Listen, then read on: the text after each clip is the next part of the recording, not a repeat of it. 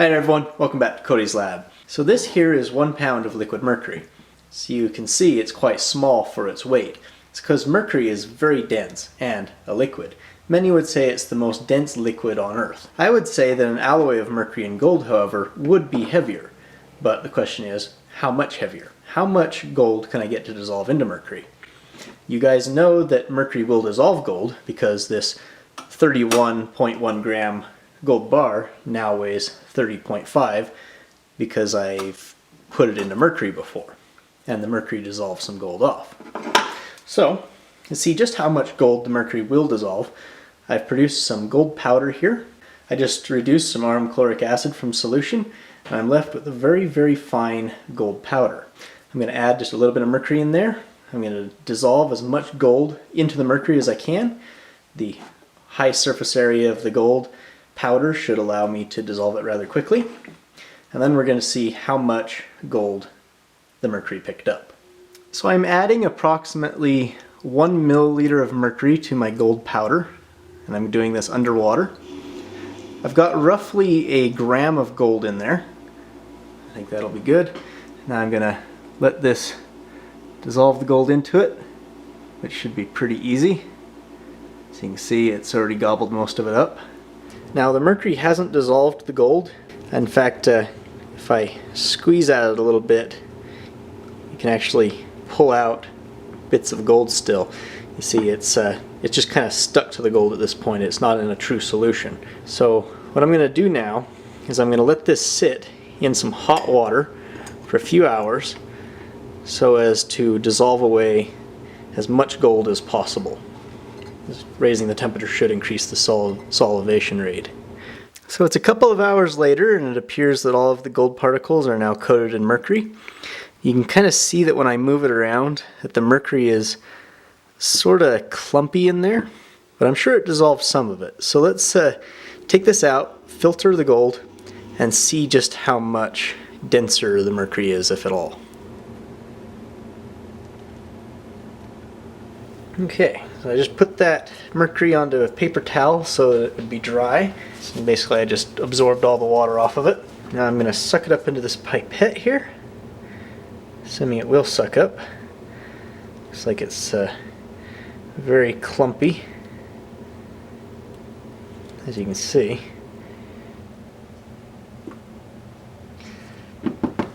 Okay. Now that I've got all the gold sucked up, I'm going to put it into the syringe that I've got a piece of cotton stuffed into the bottom. Just like this. Now I'm going to insert the plunger and squeeze the mercury through the cotton. This should stop all the gold particles but leave behind, or let the mercury and any gold that is completely dissolved in it flow through. There it is, my lump of mercury gold amalgam. It's like a white cylinder of metal, which is very heavy. Very interesting. See how hard that is. Feels about the hardness of chalk. Kind of looks like chalk too. Anyway, that's not what we're really interested in right now. What we're interested is in the stuff that was able to completely dissolve. So the first thing I need to do to find the density of this mercury gold alloy is to find its volume. So I'm going to use a water displacement technique in order to figure out how much volume this metal is taking up. I got all of it. Now I'm going to put it inside of this little dish. Make sure none got left behind. And I submerge it into the water. You can see I've got 0.865 milliliters of mercury here. Now all I gotta do is tip it out of this to find its weight. Right about 12 grams. So let's compute the density and see if we got any denser than what mercury should be. So here was my mass of mercury, here is my volume. Dividing those two gives me 13.719 grams per cubic centimeter. Probably is a little bit more dense, but it's not a whole lot. It's not like 15 grams per cubic centimeter. It's still right around 13.5. I do have a more accurate way of measuring how much gold is in there, and that is to actually dissolve the mercury in acid and then weigh the amount of gold that was dissolved into it. So to the 12 grams of mercury, I'm going to add around 20 milliliters of nitric acid, which is an excess. The mercury will dissolve in the acid, but the gold will not. While that's dissolving, I've weighed out another 10 grams of mercury. I'm going to try something here. You see, I'm going to add a bit of zinc to the mixture. See, zinc is very soluble in mercury. I know that in a reaction with vanadium salts, they use a zinc-mercury amalgam, which can be as much as 40% zinc. So I know zinc is highly soluble in mercury. And I also know that gold is highly soluble in zinc, as the Parks process employs liquid zinc to extract gold from a lead mixture. So, let's see what happens if I dissolve some zinc into mercury and then try to dissolve the gold into that. So let's add just a little bit here, maybe about a gram, so that's roughly 10%. Okay, let's get that dissolved up and then I'll add the gold. Now that I've got the zinc to the point where it's mostly mixed in with the mercury, you can still see that some solid zinc is in the mercury, but it's all coated. So now let's add the gold and see if we can get this to dissolve. Yeah, still can crush it. Just mix it with the mercury and see if we can get any more gold to dissolve. So after letting this sit for a little while, I'm left with something that is sort of solidified. Yeah, that doesn't look particularly good, does it? I might have to add a little bit more mercury. Or, you know, let's try squeezing it as is. I might be able to get this to mostly squeeze through the cloth. I got it in there. Let's see if it'll squeeze through. It is, but slowly. It seems to be incredibly viscous, but still liquid. I am getting liquid to drop out. Once again, we're going to measure its volume and then its weight to get the density.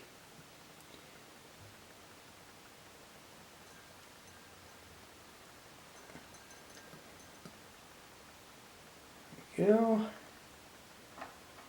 Back in. We got 0.445 milliliters. 6.1 grams. So this is what I've come up with for the density of the zinc, gold, and mercury solution, which is almost exactly the same as the number I got for just the mercury and gold. So I'm actually going to try something. I'm going to try measuring the density of just plain old mercury, just so we can see if my method is flawed or not. Roughly a milliliter of mercury. Put this in the little dish, same as I was doing before.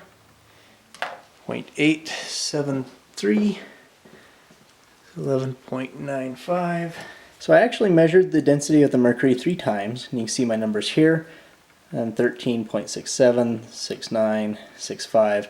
So it seems to vary in the hundredths place with the method I'm using.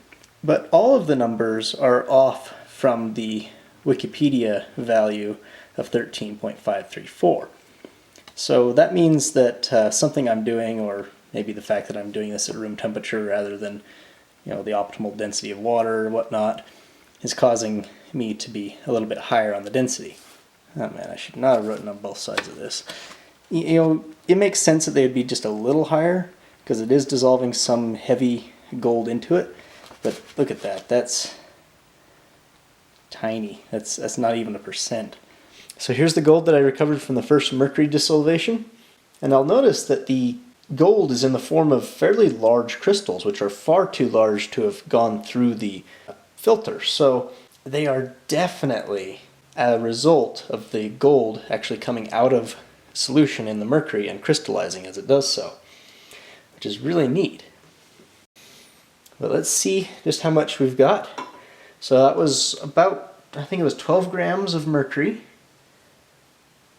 Let's see just how much weight that is. Alright, so that's right around 15 milligrams of gold in 12 grams of mercury. So that's about a milligram of gold dissolved per gram of mercury. So that's not very much, is it? That means I'm getting roughly 1 part per 1,000, or 0.1% gold by weight in the mercury.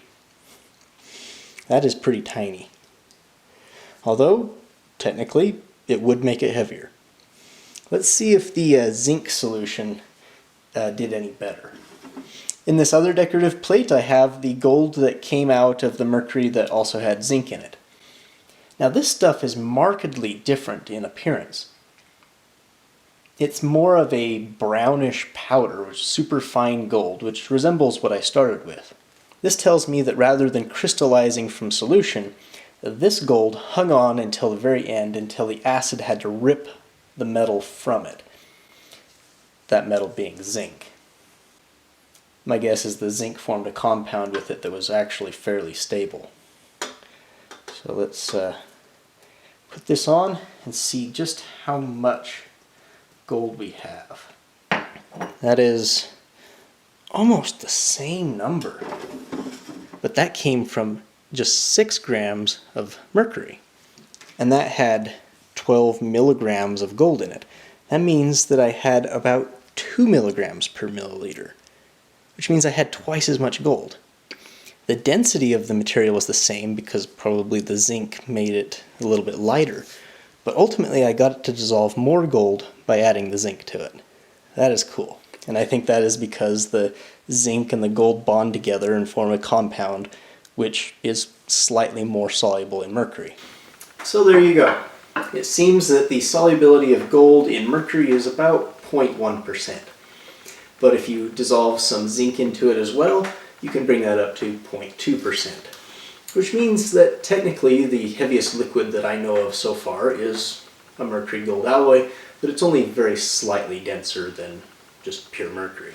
Also, this tells me that if I would have left this 30-gram gold bar in my about 100 kilograms of mercury for too much longer, it would have completely dissolved. 100,000 grams of mercury could dissolve about 100 grams of gold, which would be 3 of these. So really the only reason I was able to get it back is because it was only in the mercury for a very short amount of time. Also, one more thing.